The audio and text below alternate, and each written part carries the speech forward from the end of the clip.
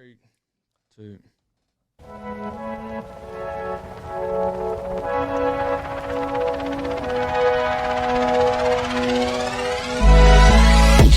Walambayua, and welcome back to the Common Connection Project. Join me, Ryan Field, and Bailey Carney around the virtual campfire as we dive into the culture of Aboriginal storytelling and wisdom. Get ready to hear incredible journeys and life lessons straight from the heart of the community.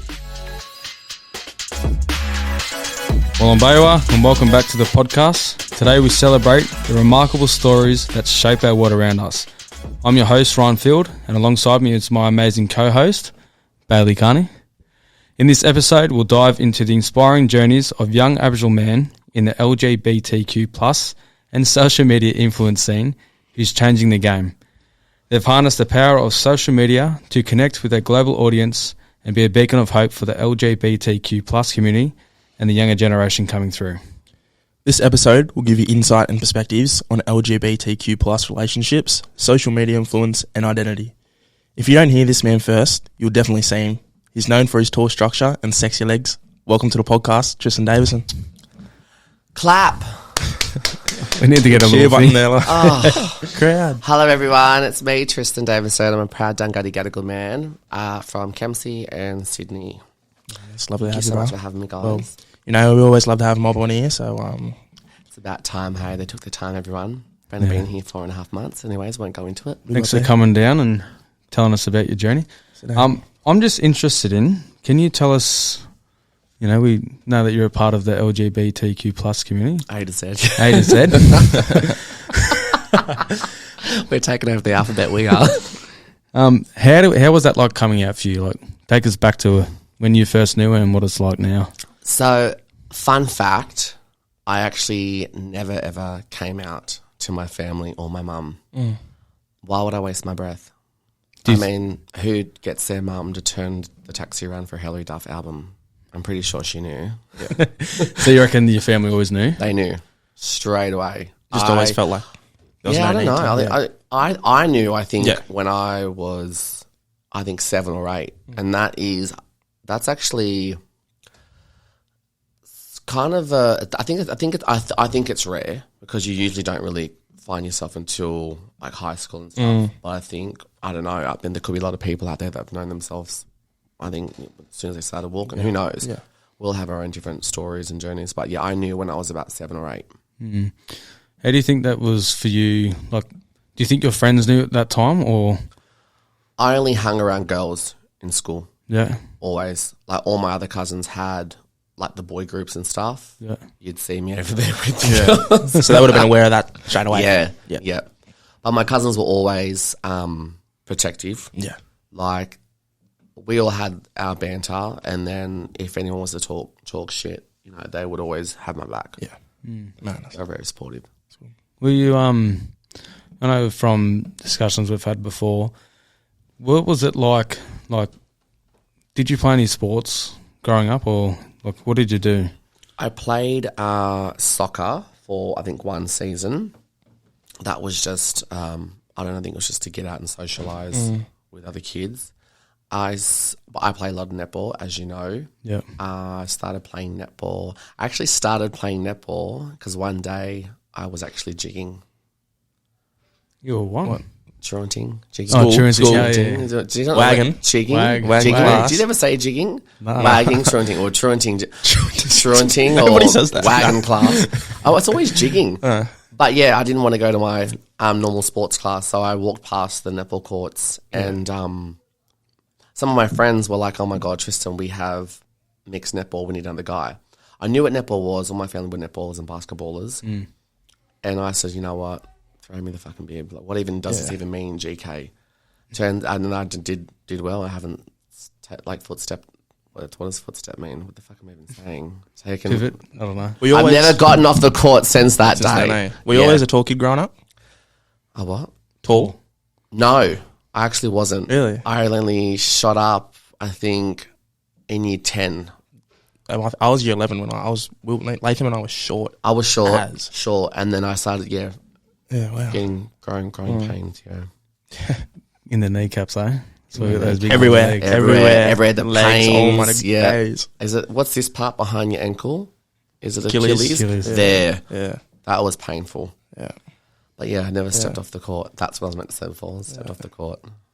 So what did I know from also talking with you, what was it like through high school? Like I know you're saying you used to truant or jiggy. Jigging. Jigging. Really? No one's ever heard Wow. of that? I wanna Leave a know. comment if you've heard the word jigging. Is it wagging? Truanting. Wagging. I've always heard wagging. Oh, you're wag wagging, but class. it's jigging. Jigging, right? Jigging. That's a new one. Just a mature Must be before my time. Yeah, I was about to say old person thing now. You're old. Am I the oldest here? Yes, you will be. Yeah, so fill us in on you used to swap your selectives, if you're just going to call it, with your sporting. What was that like? What was the question? Like you used to swap all the time. Like you used to skip on soccer or whatever and go play netball, mixed netball. So I grew up, so soccer was, I think I was like, I don't even know how old I was with soccer. I never was a sport person until actual high school. I've never ever stepped off the court. Now I've done representative for New South Wales. I've done, I went overseas twice for netball. I've done state, reps, indoor, outdoor. Yeah, I miss the court, actually. I miss it so much. I need to help me get my MRI done. Injured at the moment, eh? I am. I popped my patella out in my finals the first 5 minutes. I first netball injury. My knee just literally popped to the side. I think I'd done more damage because I didn't know you had to straighten the leg out for the ligaments to pull it back into place. I was moving it from side to side because I was in shock. I was crying. I was actually crying because I knew my Metro League was starting in a couple of weeks. But yeah, it's going good. I got my referral the other day. Cover is good, yeah. Get this Right, MRI done. Back in better fit in no time than anyway. Get us sorted. I know. The netball tournament's coming up in 2 weeks too. Charlestown. So, touching on that as well, like mixed sports and that, how was that like in, say, change rooms? Like, how was Growing up, well, in high school, I never got changed in the boys' change rooms. I would always get changed before, if it was recess or lunch, I'd get changed, just like take my top off and, or we'd do the whole thing where you put it on and it's just, take it off a skill underneath? you got to have. It's a skill you've got to have. But then we would get in trouble. Or I would wear a PE shirt to school and I'd get in trouble because you have to have a change of shirt. So I'd bring 2 PE shirts, but that wasn't allowed. They were just sneaky dogs at school. So then I would actually... one day I literally had to come clean. I don't want to get changed in the male toilets because I feel like I'm going to be bullied, homophobic slurs. So thankfully my PE teacher, shout out to Miss Scott if you're still alive. She was there because she was my mum's PE teacher. Yeah, wow. Same school and all. Same school and all. So she opened up I think it was a janitor's closet. Well, it did. I had like fucking brooms and shit. Literally, it did. So I used to get changed in there, and yeah, it was fine. Not once did I ever get changed in the boys' toilets. Yeah. Just out of fear from. I was because in school it was hard. There was a lot of homophobes, smart comments, bullying and stereotypes. Yeah, but you look, everything like faggot, poofter. Yeah, so I didn't even want to put myself in that situation to be called those names in the first place. So I was protecting myself. Does you reckon that impacted you across your whole schooling? Did it make you want to not go to school at all? No. No? No, because I was always the one. I think one day there was 2 bullies that said something. I think once I literally punched on with them, there was 2 against 1. Still flogged them. Yeah. Then no one ever, everyone was... No one ever messaged you again. again, The thing is, but people don't realise there's only at the time, there's only 2 girls in the family. The rest of us are boys. Yeah. I grew up punching on with my cousins all the time. Yeah. So they all thought I was going to be this gay fella, pussied, you won't fight back, not today.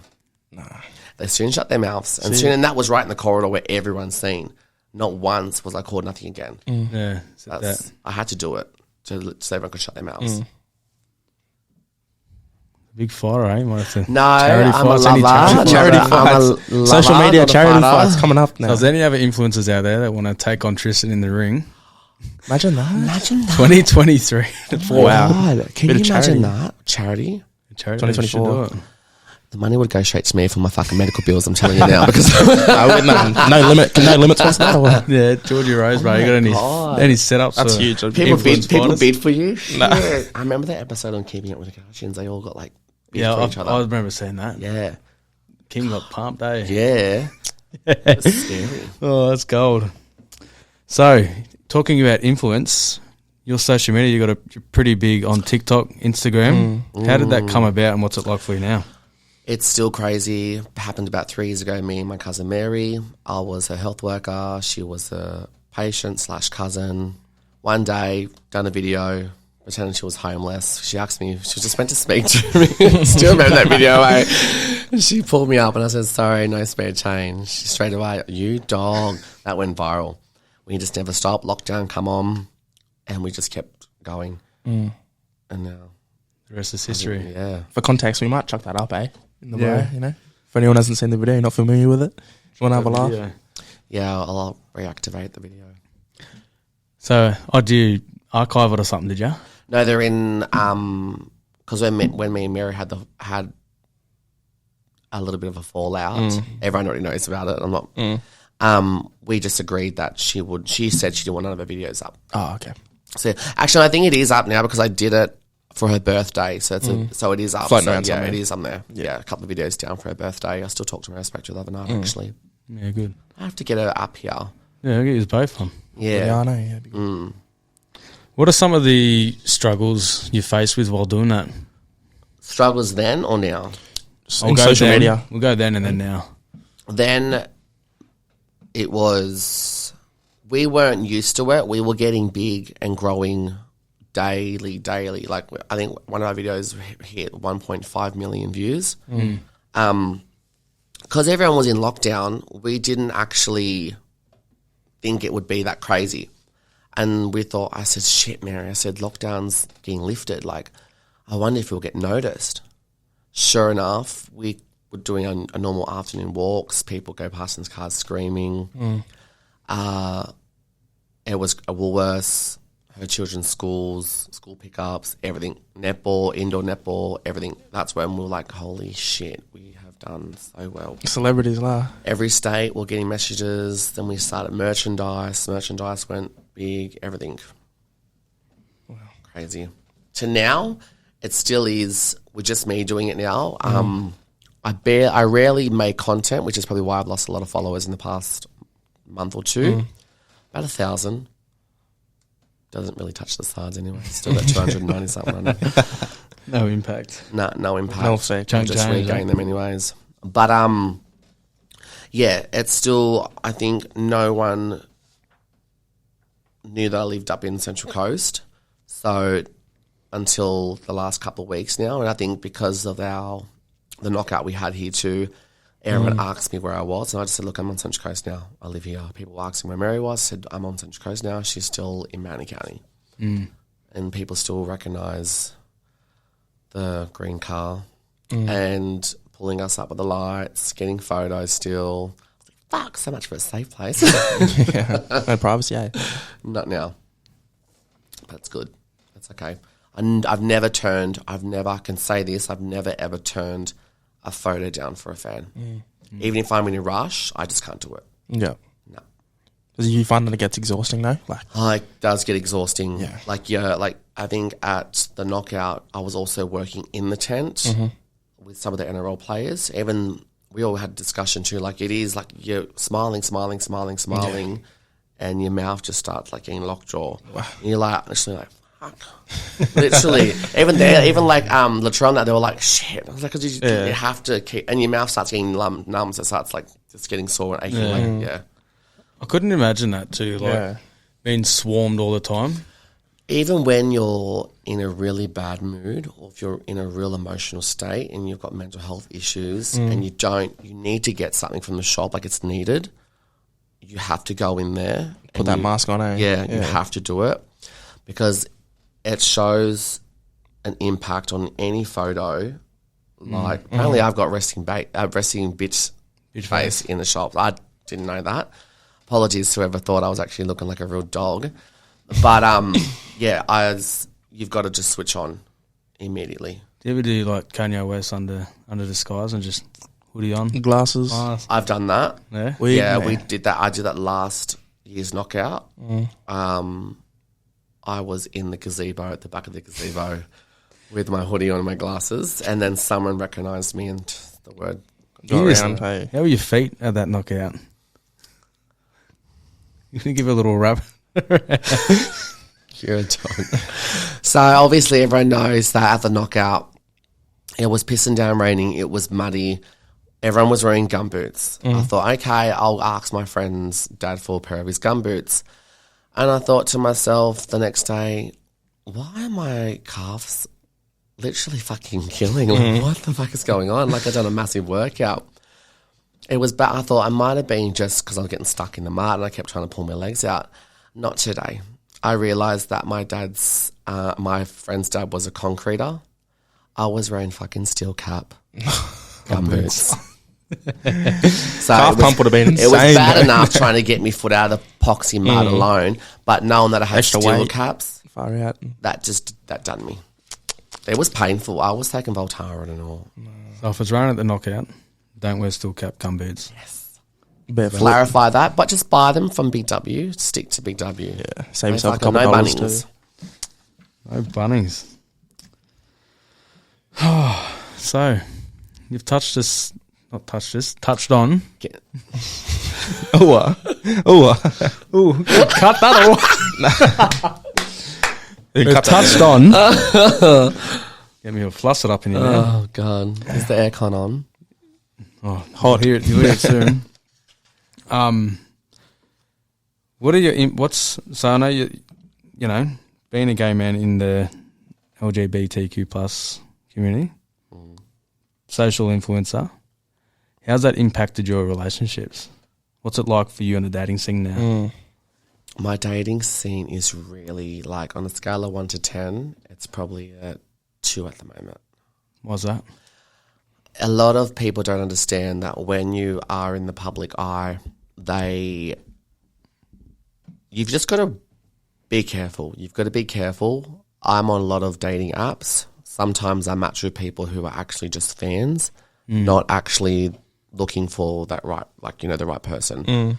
So the first thing, they don't even say hello first. It's, oh my God, it's Tristan. And I think to myself, did you even match with me because you wanted to get to know me?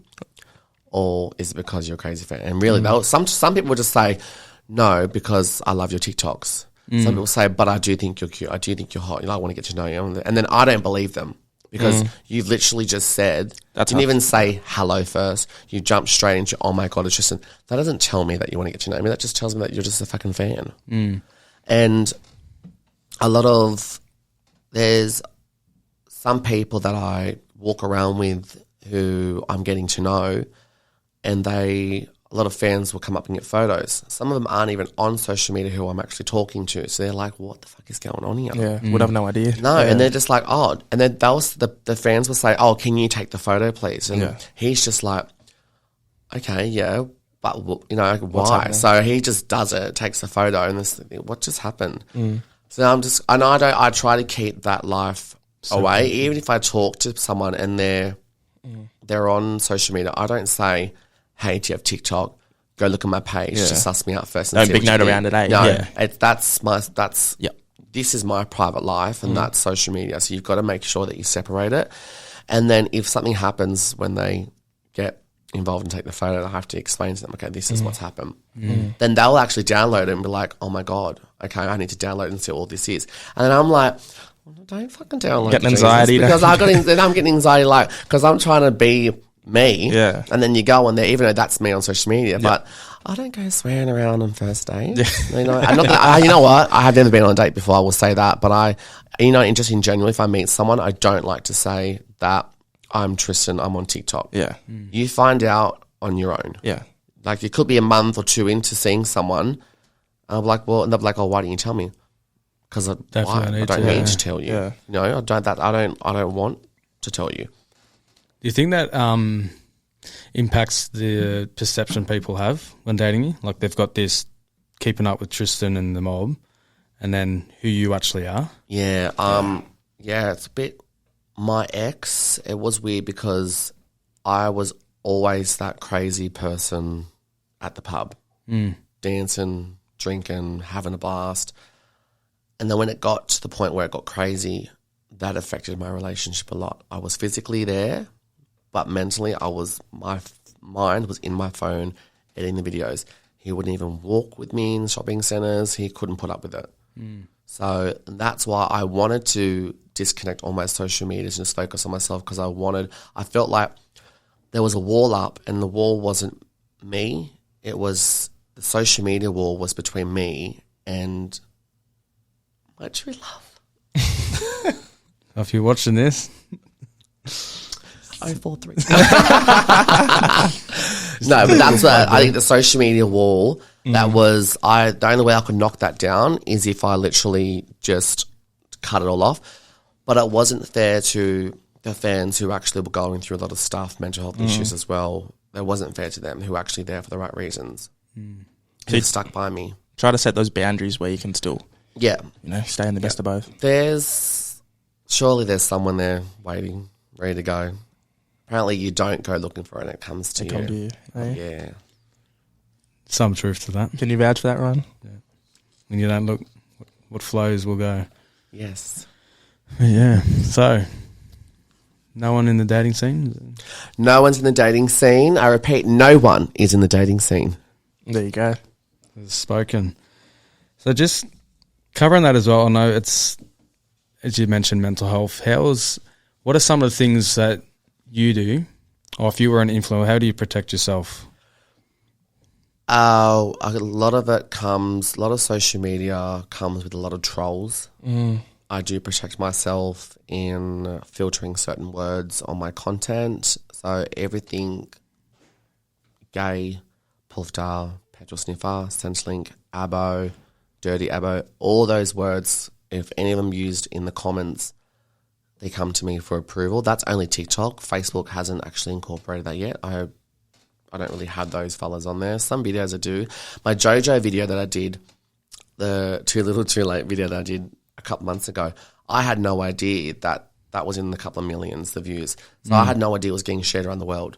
And I can't even be bothered, even there was like about 6,000-7,000 comments. I can't even be bothered to even search going there. So I don't really care.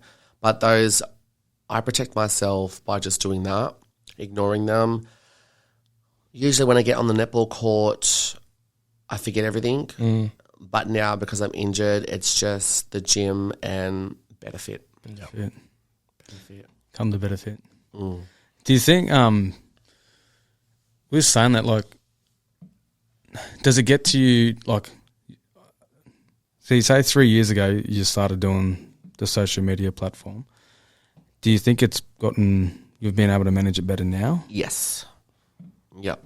There was even like just in general here the other day when we had the Yes event. When I come here, I used to come here and do some work for Ellen or Duncan, just for Tristan and Mary.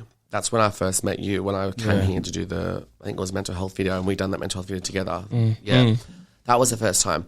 So that even now I come here, I don't look at any, I just think it's one big family here. But I forgot the other day, that the Yes Vote event was community coming here. So when I walked out the door, I seen a girl started screaming down the ramp. Yeah.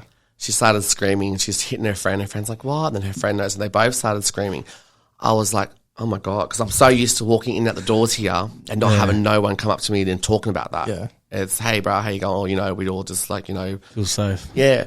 But then when I forgot, oh shit, the event's actually a community event. I had to that's when I snapped. Something just triggers, and not triggers, but you've got to switch on, that side. I'm at work, but I had to be, oh, hey, how you going? Nice to meet you. I'm not going to say no. I got a photo and stuff. And then someone else, I think there was a mob from Moree, they come down, got a photo with them, another photo, but it's just what it is now. It's just, I've just got to, I don't even think, it's just, that's my life now. Yeah. I've adjusted to it. It's sort of the norm still for you am now, learning how to do it. Yeah. But I think, it's going good. That's good. So far. So what's some advice you'd give to someone pursuing that path and around some of the safety things you implement? That if you needed assistance, my inboxes are always open. I always check my inboxes every day, every night. And look, it'll be better for you because you're wanting to get in that spotlight. For me, myself and Mary really didn't have the choice to just say, like, I want to be an influencer. I want to do this. Obviously, if the people who are watching who want to go down that alley, it's obviously what you want and what you want to achieve. Just prepare yourself for the backlash that will come with it. It's not all roses and, crossing a beautiful bridge. There is trolls there, and I will tell you now, it will play with your mental health. Yeah. You literally need to mentally prepare yourself for this moment. And I will say that on behalf of every social media influencer in this world that's already in the platform. We go through a lot of mental health issues every single day. So if you're an influencer or if you're wanting to be an influencer, it's not what you think it is. I'm not scaring you away from it. I'm saying you need to be prepared, like, for the trolls. There's trolls everywhere. There's going to be haters that know you're doing well are going to try and sabotage you. I've had people who make fake profiles just to report me, to try and shut the page down, which is why you have to have a backup account, which I need to start getting onto. Started it, but yeah, it's just prepare yourself for that. And self-care, turn your phone off, do whatever, but yeah. Some downtime. Do you think that, I know social media can consume a lot of people, especially with how TikTok's attention span with it now. What's it like being on the other end of creating? Do you get consumed by always trying to stay up to date with the trends and just be your authentic self? I don't keep up with the trends because I didn't want this in the first place. Yeah, it was good because we were doing it through lockdown, but it was lockdown. We had nothing else to do. Yeah. So me and Mary, we were each other's buddies. So thankfully, we had the personality to crack up laughing, to like literally put ourselves in stitches. Where most people in stitches. Literally, yeah. So, yeah, like if you're, like to be honest, it is what it is. Yeah. It seems to have come pretty naturally and also fast, hey? Like, even in the space of 3 years. Yeah. And creating the content as well. Like, there's so many trends going at the moment. I'm just like, I don't really care because I don't want to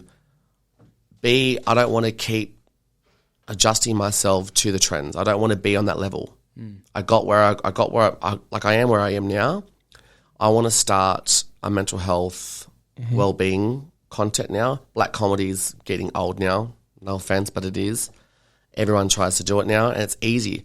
But you've got to have the resources. And like we used to upload videos, I think 4 times a week, which kept the viewers going, which is probably why I've lost followers. But yeah, sometimes me and my cousin David will try and do a trend, but I'm not going to go out of my way and do something to try and keep up with everyone around the world. Yeah. You're just copying someone else's trend to try and get big. Yeah. You want to be creative. The reason why we're called creators is because we need to create our own fucking content. You don't go and copy other people's content. That's the whole point of being creative. You need to be creative. Don't keep up with the trends. Keep up with Tristan, So yeah. So keep it up with Tristan. So moving forward, future goals, aspirations, is that mental health? Yes. So obviously I've been going through a lot of mental health issues. Wouldn't really say body issues. I would love abs. I think it's just a genetic thing because I'm telling you now, no one in my family has abs. Not yet. I could be skinny. There's going to be one coming up. It's going to be me. I'm trying my hardest. You'll get there. You got it. But it's, a goal that I want is to change my whole platform to mental health, start doing healthy recipes, exercising, just feeling good. Because when you I've noticed if I eat a lot of shit as well, it does not help with your mental health. Oh, definitely. It makes you feel even more disgusting. As soon as I have a KFC box, Good I going just down. feel like it's good going In the down. moment, yeah. Then you just want to go and spew your Jesus Christ up because it's yuck. Yeah. It is. Definitely. Yeah. So is there any finishing words, Tristan? Anything you want to touch on? Shout out, plug. Shout out to my family and my friends for helping me and supporting me get to where I am. Big fuck you to the haters, you know who you are. And just to anyone that wants to be a creator or anyone just in general who wants to be who they want to be, just keep following your dreams and just enjoy life and live day by day to the fullest. Deadly. So I say thank you for joining us down here. No, thank you, Carl and Jackie O. Go away. Got 10 seconds, one letter, $1,000 is up for cash. No, I'm joking. You let us cue. No, I just want to say thank you for sharing some insight of your upbringing and what it's like for I you. appreciate it. Especially the resilience you have. Don't cry on us now. Tissues there. No, Tissue most there, definitely. but Well, open them up then. Appreciate it. Nah. But yeah, no, I just want to say thank you. Where can people stay up to date with you? Keeping Up with the Mob on Facebook, TikTok, and Instagram. Keeping Up with the Mob. Love yous. If you want to find us on social media, you can find us on Instagram at Margawag. That's MA_GUWAG on Instagram. And follow us, stay up to date with content and episodes, behind the scenes content too. Thank you. Just remember that we would like to amplify the voices of yourself, Tristan, and for those in community as well. So stay tuned for more remarkable stories, and don't forget to subscribe, rate, and leave a review. I hope you enjoyed today's episode, I did. Thank you, brothers. I enjoyed it. and then hopefully we can get you back on, uncover more of your story, and Deadly. share for more insightful Most memories. definitely. Thank you for all being a part of the CCP community. Magawag, Dundadewa, Narrabine. Take care. Until next time. See you all soon.